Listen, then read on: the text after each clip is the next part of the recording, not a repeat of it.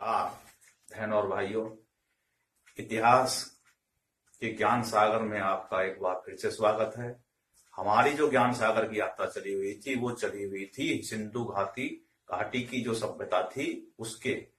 अब ये मेरा उस पे आखिरी वीडियो है जिसमें मैं निष्कर्ष पे आऊंगा, कंक्लूड करूंगा इसको कि सिंधु घाटी की सभ्यता कैसी थी और उसका पतन कैसे हुआ।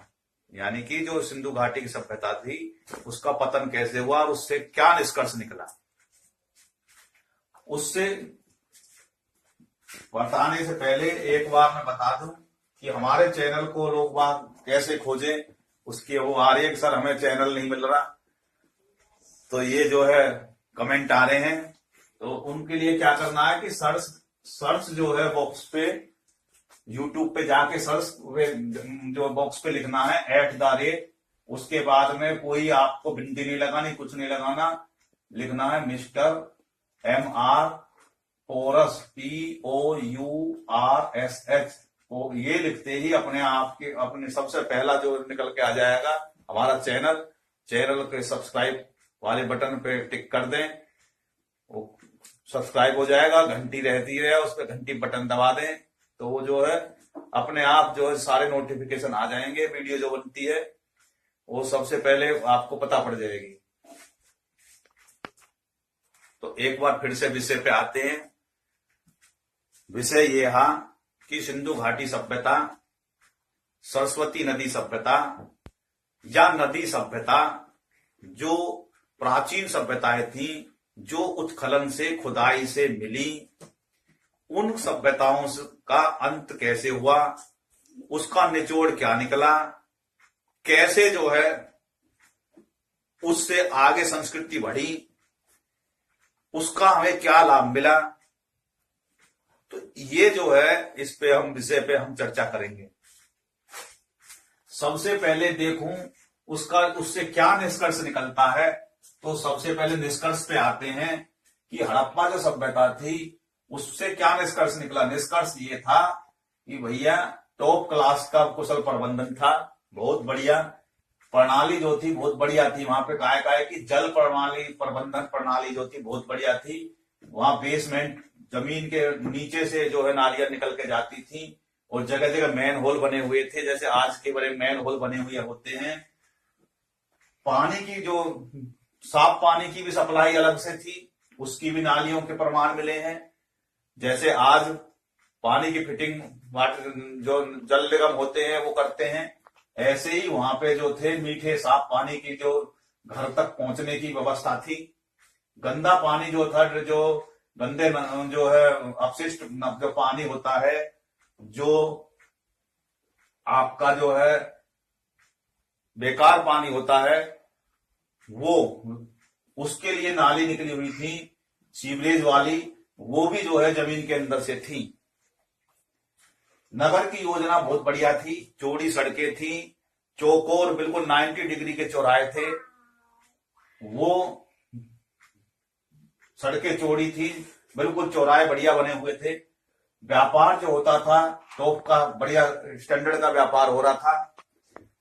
व्यापार का सारे प्रमाण ये थे कि वहां की मोहरें बनी हुई थी, लेख का प्रमाण था कि वहां पे जो है भाई रजिस्ट्रेशन था, सारा कुछ, किसी के साथ कोई बेईमानी घोटाला का घपले का कोई ऐसी बात नहीं थी। सबके अपने अपने सामान पे मोहर लगी रहती थी।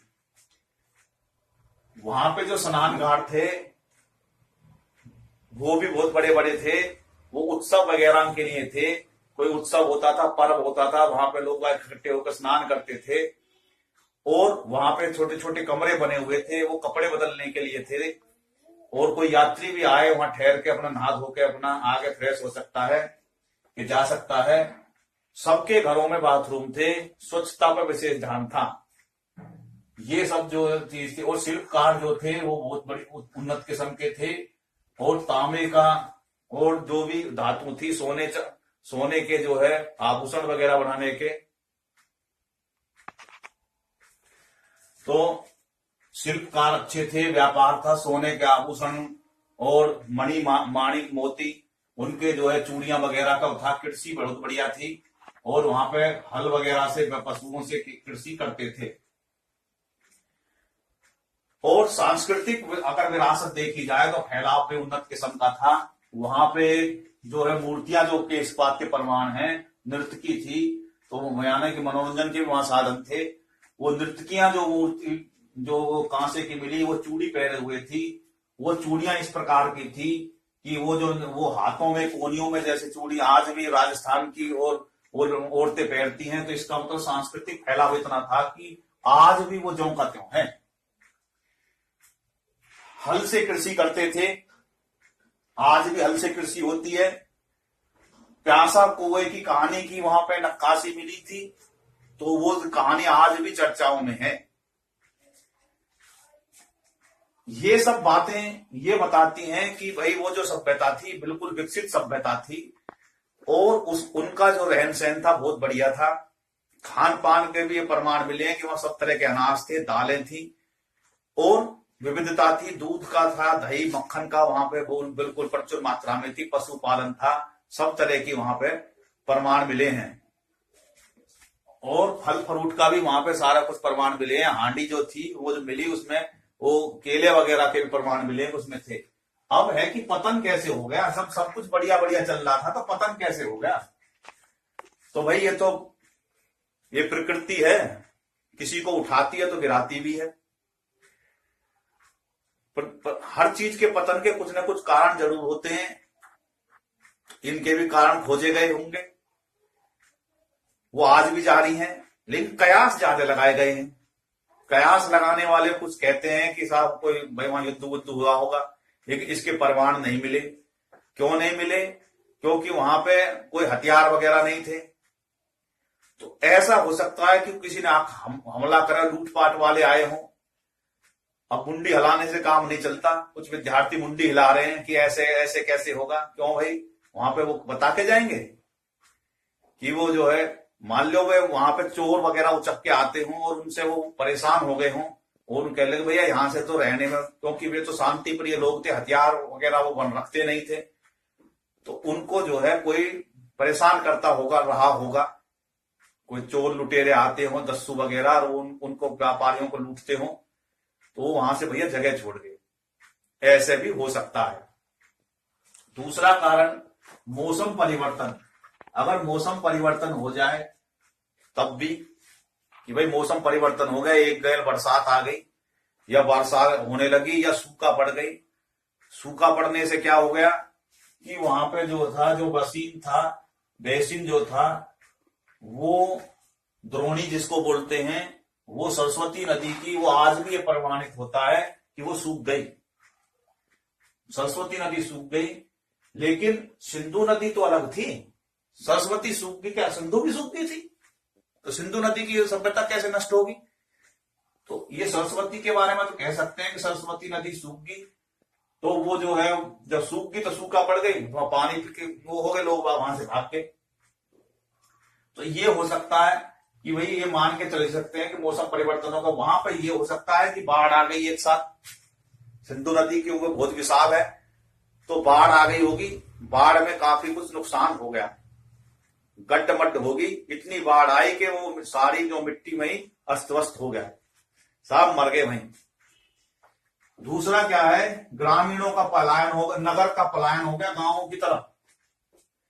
ये भी हो सकता है कि नगर वालों ने खेती करना शुरू कर दिया, व्यापार हो गए चौपट उनके, क्योंकि सब कुछ पानी में बहेगा, तो वे वहां से जो कुछ बचे अपनी पटड़िया बांध के गांव की तरफ भग लिए और वहां जाके उन्होंने अपना खेती बाड़ी शुरू कर दी।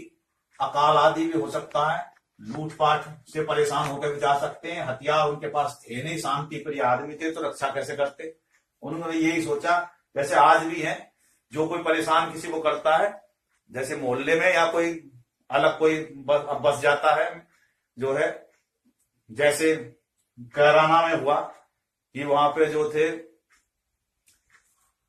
इस्लामिक गतिविधि वहां पे बढ़ी, तो जो हिंदू थे वो वहां से जो है छोड़ छोड़ के अपने मकान चले गए। तो ऐसा भी जो है जैसे संभल में है धार्मिक गतिविधि, धार्मिक कारण से भी वो जो है एक दूसरे से जैसे आज पलायन करके जा रहे हैं, तो ऐसे भी वो पलायन कर सकते हैं। पलायन के कारण बहुत होते हैं कि भाई कोई थ्रेट थी उनके पास में, या कोई बाहर से आक्रमणकारी ने जो है वो लूटपाट वाले थे, कोई बहुत कारण हो सकते हैं, वो भी कारण हो सकते हैं। परेशान होकर चले गए, हथियार उनके पास थे नहीं, और मौसम परिवर्तन हो गया, महामारी आ गई कोई। तो दो कारण सबसे उपयुक्त लगते हैं, मौसम परिवर्तन, सोचने को तो कितने सोचते रहो, मौसम परिवर्तन के कारण ही ऐसा हुआ होगा कि भाई वो छोड़कर चले गए। सिंधु नदी में तो ये हुआ होगा कि बाढ़ आ गई और सरस्वती सूखी गई, तो इससे प्रमाणित हो रहा है कि वो इस वजह से वहां से दूसरी जगह चले गए जहां खेती होती हो, और खेती से व्यापार चलता था, कृषि आधारित अर्थव्यवस्था थी वहां पे। इसी के जो है वहां पे हमने इनसे क्या प्राप्त हुआ, मेन कंक्लूजन ये था कि वहां की जो अर्थव्यवस्था, वो जो सभ्यता थी, उसका देखो एक बात होती है कि आदमी खत्म हो जाए, कम हो जाए, लेकिन टेक्नोलॉजी चलती रहती है। जो टेक्नोलॉजी थी, उनकी जो तकनीक थी शिल्पकार की, उसकी वो आज भी हमारे लोग बागों में यहाँ पे प्रचलित है, और वो टेक्नोलॉजी चलती गई, लोग बाग स्थान बदल गए, लेकिन उनके पास जो नॉलेज थी वो दूसरों को उन्होंने ट्रांसफर कर दी होगी, और उसी वजह से ये आज भी ये चलता आ रहा है। सभ्यता कभी खत्म नहीं होती, वो अपना रूप बदलती है,